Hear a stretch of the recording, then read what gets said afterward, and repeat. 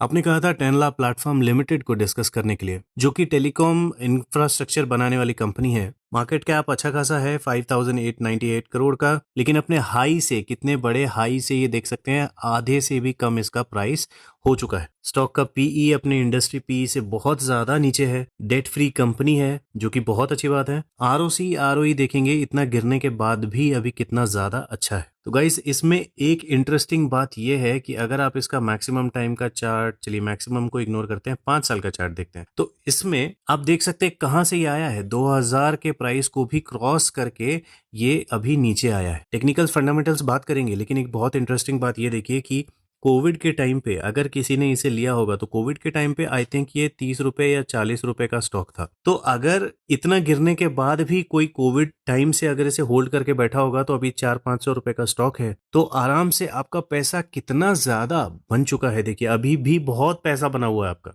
अगर आप Covid time से होल्ड करके बैठे हो तो यही एक बेनिफिट होता है मार्केट प्रेशर में किसी भी स्टॉक को बाय करने का। ठीक है, ये हो गई उस एडवांटेज की बात। अब उस चीज को इग्नोर करते हैं। अभी जिन लोगों ने अगेन कोविड के टाइम में इस स्टॉक को खरीद के 2000 के ऊपर के लेवल्स देखे होंगे, आप इमेजिन करिए कि उनके प्रॉफिट्स कितने हाई होंगे।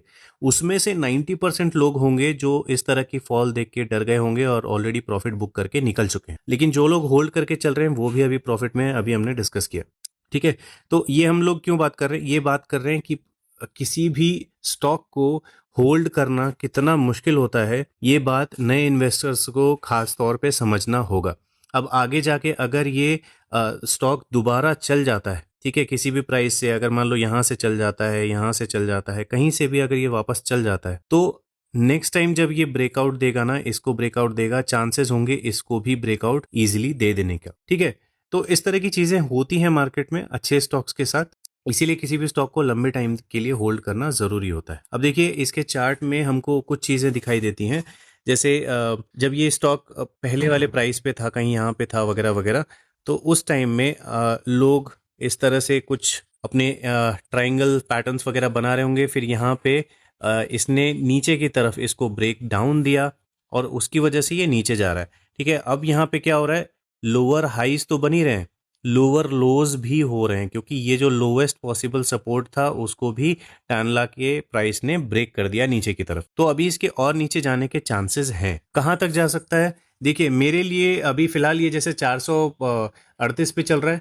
राइट, 438 के आसपास चल रहा है। मेरे लिए तो मैं इसे फिलहाल कंसिडर तो नहीं कर रहा इन्वेस्टमेंट के लिए, लेकिन अगर मुझे 270 के आसपास ये इसी साल 2025 में आता हुआ दिख गया तो मैं इसमें शायद इन्वेस्टमेंट करने के बारे में प्लान करूंगा। ये तो हो गई मेरे लेवल्स की बात। दूसरी चीज, इसमें अगर शेयर होल्डिंग पैटर्न आप चेक करोगे तो यहाँ पे आपको प्रमोटर्स कुछ खास चेंज करते हुए नहीं दिखेंगे। कुछ पॉइंट्स में ही सही कुछ प्रॉफिट बुकिंग चल रही है, कोई ना कोई प्रमोटर होगा छोटा मोटा जो इसमें पैसे की ज़रूरत वगैरह होगी शायद, इसलिए कुछ स्टॉक्स बेच रहे हैं। तो बहुत ज़्यादा हैवी चेंजेस नहीं दिखाई दे रहे, लेकिन एफआईआई में आप देखेंगे यहाँ पे हेवीली कुछ बेचा गया है। फिर डीआईए ने कुछ पॉइंट्स में कुछ बेचा है। तो इनकी भी एक लिमिट होती है, राइट, एफआईआई डीआईए की भी एक लिमिट होती है कि कहाँ तक ये लोग होल्ड करके चल सकते हैं। 3 साल 5 साल से ज़्यादा ये लोग फॉलिंग मार्केट में होल्ड नहीं करते। ओके, तो यहाँ पे पब्लिक का स्टेक बढ़ रहा है ऑब्वियसली, तो ये भी एक नेगेटिव चीज़ हो जाती है।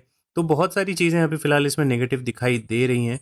चार्ट में तो हमने देख ही लिया, पीई रेशियो में भी अगर देखेंगे तो यहाँ पे बहुत ज़्यादा नेगेटिव नहीं, लेकिन हाँ, पी रेशियो में कोई इंक्रीज नहीं है, काफ़ी टाइम से वहीं सेम उसी लेवल पे चल रहा है। लेकिन मीडियन के नीचे इसका पीई है ऑब्वियसली, तो हो सकता है कुछ लोग इसे खरीद भी रहे हों, लेकिन मेरा प्लान वैसा ही रहेगा जैसे अभी यहाँ से मैंने बोला आपको। 270 के आसपास जब ये मुझे मिलेगा, इसके नीचे जाने के बाद ही मैं इसमें इन्वेस्टमेंट के बारे में प्लान करूंगा। ये मेरा पर्सनल पर्सपेक्टिव है। आपका क्या प्लान है, आप कमेंट सेक्शन में शेयर कर सकते हो।